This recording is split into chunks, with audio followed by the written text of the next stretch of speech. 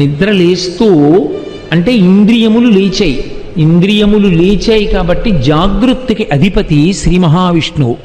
అందుకే నిద్ర తెలివి రాగానే మొదటి మాట నోటి వెంట రావలసినది 3 మాటలు ఒకటే, శ్రీహరి శ్రీహరి శ్రీహరి తప్ప వేరొక మాటతో నిద్ర లేవకూడదు అన్నారు. నిద్ర లేచి పూజ ప్రారంభం చేస్తాడు. నిద్ర లేచిన తరువాత శాస్త్రంలో ఏమిటంటే వ్యాయామం, యోగాసనం వెయ్యాలి శరీరం యొక్క బలం కోసం.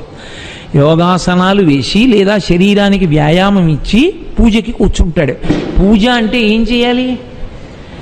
దీపం పెట్టాలండి అన్నారనుకోండి, తంతుగా చెయ్యడం కాదు. తంతుగా చేస్తే మీకు ఆయనకి అనుబంధం ఏం లేదు. అది చెయ్యమన్నారు, అలా చేయకపోతే ఎందుకైనా మంచిది గిలుతాడేమో, ఎక్కడైనా లేనిపోను గొడవ, కారు బ్రేక్ ఊడిపోతుందేమో, లేకపోతే ఏదో కలిసి రావాల్సింది రాకుండా పోతుందేమో, ఎందుకు వచ్చింది, ఓ దీపం పెట్టు.